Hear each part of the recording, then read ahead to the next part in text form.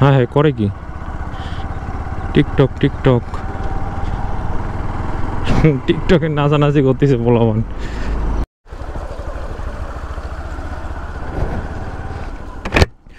আসসালামু আলাইকুম এভরিওয়ান, নতুন একটা ভিডিওতে সবাইকে স্বাগতম। আমার বাসার সামনে থেকে ভিডিওটা শুরু করলাম।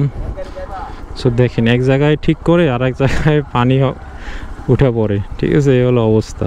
সো এই জায়গাটা মোটামুটি খুবই ডেঞ্জারাস ছিল, এর আগের ভিডিওতে আমি দেখাইছি। সো এই কাজটা খুবই ভালো করছে, কিছু রাবিশ দিয়ে দিছে। এখন মোটামুটি এই জায়গাটা পানি উঠবে না। সো এইটুক জায়গার জন্য আমি খুবই প্যারা খেয়ে যাচ্ছিলাম, গাড়ি বের করতে পারিনি। সো কাজটা যে করছে তাকে অনেক অনেক ধন্যবাদ। সো আমরা আসলে এক্সপেক্ট করি যে পুরো রাস্তাটা একদম পাকা করে ফেলুক, তাহলে আর প্রত্যেকবার এরকম জোড়াতালি দিতে হবে না। কারণ জোড়াতালি দিয়ে আসলে কোনো লাভ হয় না, ওই একটু একটু করে আবার আরেক জায়গায় পানি ওঠে। এখন যাব হচ্ছে একটু গাড়িতে তেল তুলতে, কারণ হচ্ছে আজকে ফ্রাইডে, ঈদের আছে আর মাত্র 2 দিন। সোমবারে ঈদ, মাঝখানে আছে শনি রবি। সো বুঝতেই তো পারতেছেন সামনে ঈদ। সো গাড়িকে একটু তো, গাড়ির পেটটা তো একটু ভরাইতে হবে, কারণ একটু ঘোরাঘুরি করবো হয়তোবা, যদি সব কিছু ঠিকঠাক থাকে। সেই জন্য ভাবলাম যে তেলটা উঠায় নিই, ঈদের সময় ওইভাবে তেল পাওয়াও যায় না। ফুয়েল পাম্প টাম যদি বন্ধ থাকে তাহলে আবার প্যারা হয়ে যাবে। হ্যাঁ হ্যাঁ করে কি টিকটক টিকটক টিকটকে নাচানাচি করতেছে পোলাপান। দিয়াবাড়িতে আপনি আসলে এইসব জিনিস দেখতে পারবেন। আজকে থেকে হচ্ছে হলো গরু জমজমাট হাট হবে এখানে। ঢাকার ম্যাক্সিমাম গরুই আজকে বিক্রি হয়ে যাবে, কারণ আজকে হচ্ছে ফ্রাইডে আর আছেই মাত্র 2 দিন।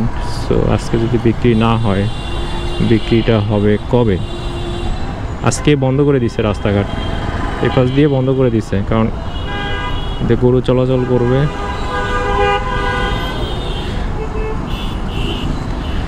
আমার যাইতে দিবা না নাকি?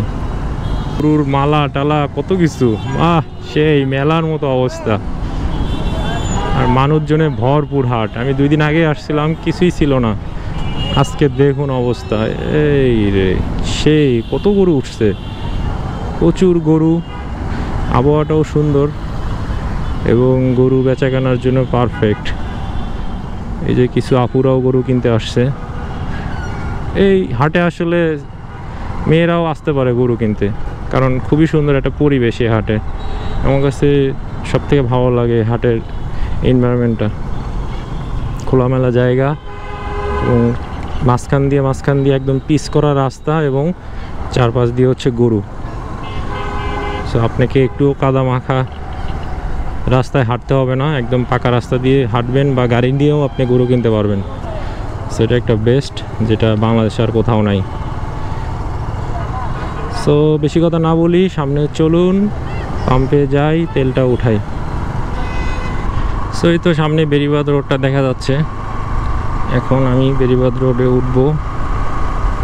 সো আমাদের জন্য আসলে একটু প্যারা, এই তেল তুলতে অনেকখানি আসতে হয়। সো একটা পাম্প যদি আশেপাশে থাকে তাহলে বেস্ট হয়। তো এই সোজা এখন যাব। ওই যে বেরিবাদ রোডটা দেখুন কত উঁচু, ওই রোডটা কত উঁচু আর এই রোডটা কত নিচু। সো ওই রোডের জীবনেও পানি উঠবে না, কারণ এটা হচ্ছে বেরিবাদ। বাদ সবসময় একটু উঁচু করেই করা হয়। সো বেরিবাদ রোডে উঠে পড়েছি। দেখতে হবে গাড়ি টাড়ি আছে নাকি। না, গাড়ি নাই।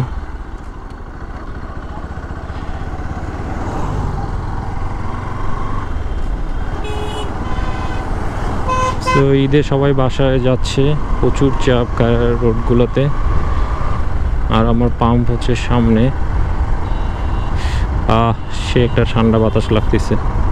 এই কাজটা খুব ভালো করতেছে, পাম্পের এই যে বালুগুলো সরাই দিচ্ছে, কারণ এইখানে প্রচুর অ্যাক্সিডেন্ট হয়, কারণ পাশ থেকে স্পিডে গাড়ি এসে এই বালুগুলোর মধ্যে স্লিপ কাটে, মোটর সাইকেল বিশেষ করে। সো এই কাজটা খুবই ভালো হয়েছে। যাই, এখন সেবা গ্রিন ফিলিং স্টেশনে আসি, তেলটা উঠাই। প্রচুর লম্বা সিরিয়াল, সবাই বাড়িতে যাচ্ছে মেবি।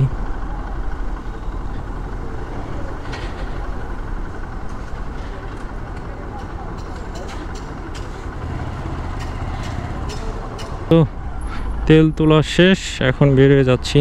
কিন্তু কাহিনী হচ্ছে আমার তেলের কাঁটা তো উঠলো না, মেবি এটা আবার সমস্যা হয়েছে। এখানে যে সেন্সরটা থাকে, এই সেন্সরে মেবি কোনো না কোনো ঝামেলা হয়েছে, এখন এটা আবার ঠিক করাইতে হবে।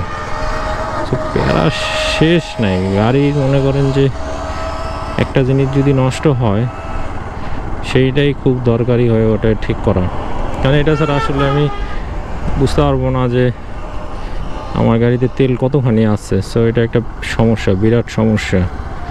তেল শেষ হয়ে গেলে তখন বিপদে পড়ে যেতে হবে। তো যাই হোক, কিছুক্ষণ চালাই, দেখি ঠিক হয় কি না। মাঝে মধ্যে এরকম করে, আবার মাঝে মধ্যে ঠিক হয়ে যায়। সো দেখি এখন কি হয়। সো তেল তোলা শেষ, এখন বাসার দিকে যাচ্ছি। আশা করি ভিডিওটি ভালো লাগছে। ভিডিওটি ভালো লাগলে অবশ্যই চ্যানেলটি সাবস্ক্রাইব করবেন, লাইক করবেন, কমেন্ট করবেন। আজকে ভিডিও এই পর্যন্তই, দেখা হবে নেক্সট অন্য কোনো ভিডিওতে। সবাই ভালো থাকবেন, সুস্থ থাকবেন। আল্লাহ হাফেজ।